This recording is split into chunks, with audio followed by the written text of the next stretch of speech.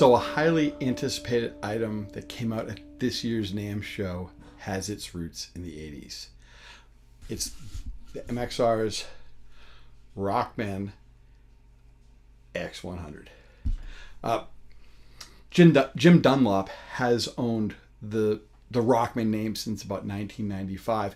And while they did release some products under their ownership in the past, the shift in musical styles kind of made them seem a little bit dated to players back in the mid-90s. But what goes around comes around, as they say. And in the past few years, there's been a real big interest in the Rockman sound, specifically the headphone amp, the X100. And it was kind of being sought out to the point that a few small companies started releasing pedals as well as some plugins that had that specific Rockman feel and sound.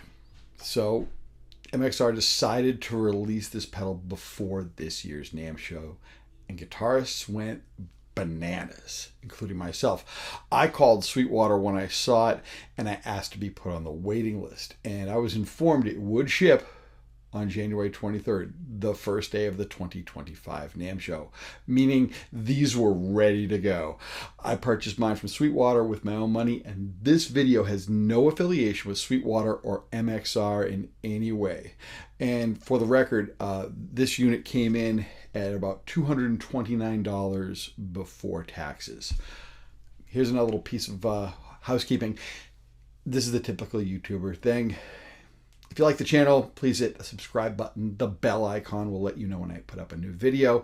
I've got somewhere between 97 and 98% of the viewers on this page that aren't subscribers. So if you want to keep seeing these videos in your algorithm, be sure to do those things because you won't miss out on any future videos. And if you like this video, click the thumbs up button and you'll be able to share this as well because there's a button for that.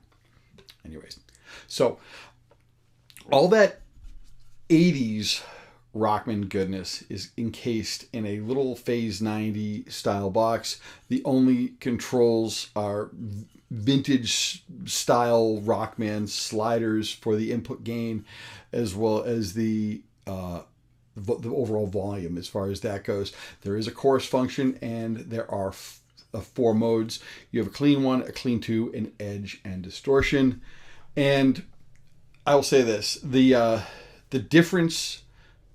I will say this: the two clean modes are quite wonderful, and the 2 drive modes. There's a big difference in the mid-range presence, especially in those 2. The edge and the distortion. They are selectable, however, on the control on the panel over here, the little push button, or you can put a little remote foot switch if you want to do that for if you have that for your pedal board. And I gotta tell you, the clean sounds are perfect right out of the box, either with or without that chorus effect.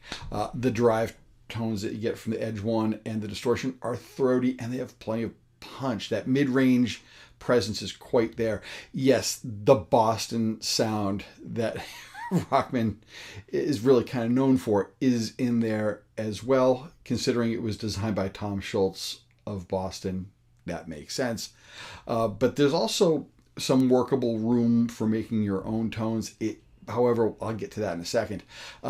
Also, in some historical stuff, Def Leppard did their Hysteria album with a Rockman, as Mutt Lange noticed that its sound really lent itself for the multiple layering of guitars that they wanted to do for that record that just weren't working out with the usual guitar amps that were available at the time.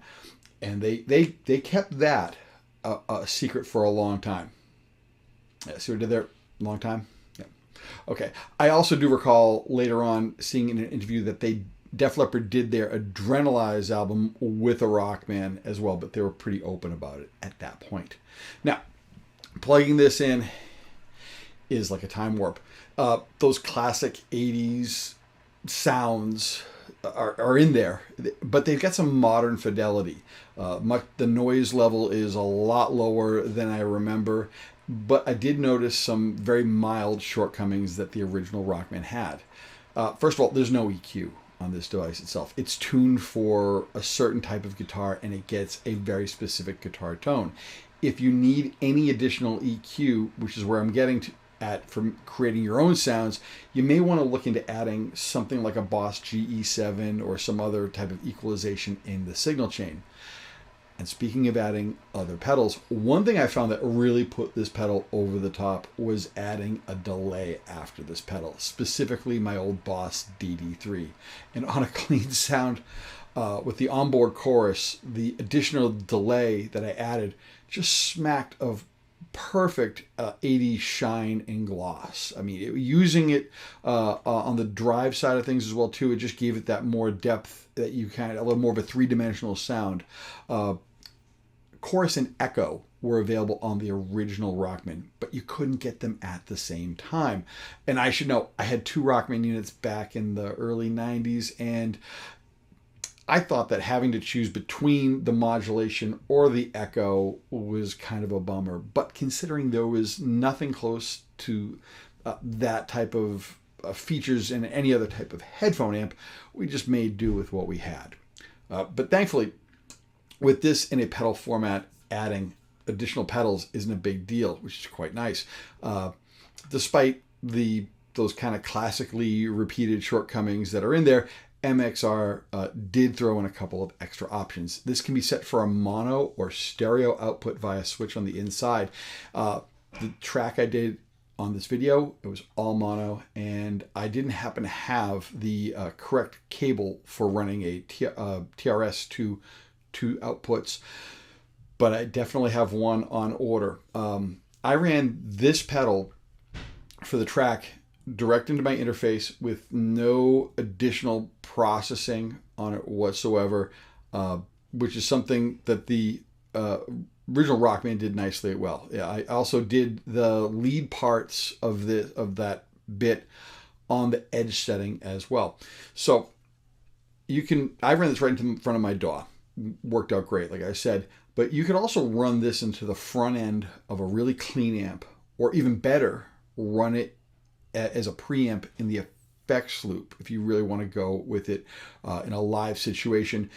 If you have a full range or flat response speaker, or maybe if you want to just plug into your PA system, you could easily do that as well and forego any traditional guitar amps. And the cool thing is, the original Rockman, as awesome as sounding as it was, bringing that to a practical live setting really wasn't easy with the technology of the day. And then with the technology we have today, there's so many things that were kind of better. You may as well just go with that as far as that goes. But because MXR has put this in a pedal format, they've got it all sorted out where it interacts and works with other things that you would normally have on a pedal board. One thing I will say, this will probably be in my little studio space here. And I guarantee you this will probably be my go-to for clean sounds, especially. Drive-wise, yeah, it can come across a bit of a one-trick pony in some ways. But, you know, players like Joe Satriani and Billy Gibbons used the old school Rockman, and while it's certainly a specific sound, they found unique and creative ways to use it for themselves. And I think that it could be a really good, challenging thing to help really come up with your own individual style, since you really can't tweak with this. There's not a lot of tweakability there. So who is this for? Well, guitarists of a certain age, like myself, that can maybe remember FM radio. Yeah, definitely. Boston tribute bands. You might want to investigate this. For, you know, guitarists that want that 80s tone right out of the box without any hassle and headache, I could easily see a studio having one of these as well, for getting really great, clean and unaffected tones without having to plug into have a plug-in running and hogging up CPU power as well. So as far as that goes, I could definitely see it finding its way into a modern mix in that way. One practical downside, however, is if you want to go through the different modes in here, there's a little selector switch, and it goes through the different modes from bottom up to the top. And you can if you really want, you can switch through it with the additional control switch. Now, the problem is that if you are in clean 2, and then you want to go up to the distortion, you have to switch between the two. You're going to have to press that 4 times or hit the foot switch 4 times. It's kind of a bit of a practical compromise. You can still do it. It's just that you're just going to have to remember it doesn't go from like the cleanest of the clean to the dirtiest of the dirty in one shot. You'll have to do multiple hits on the foot switch for that. Considering the size and what they really packed in here, the fact you can switch between the tones really does give you some features that you really couldn't even do that with the original Rockman back then. And so there's a little bit of a compromise. And it's not a bad thing to have. But also plugging this thing in, also back to the sounds, this was kind of like a high school reunion, but in better in a lot of ways. You now have the sounds you love, and you can you revisit them and find out they're not dated. The pedal format makes it really practical, and you can also expand on it.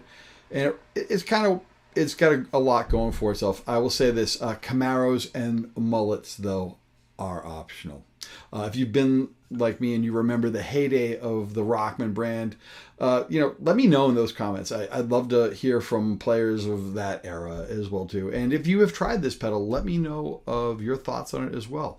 Because it's really it's really kind of a neat, it's nostalgia, but there's some possibility for this to also be something you might use in your future. So anyways, thanks for watching. I'll see you soon. Take care.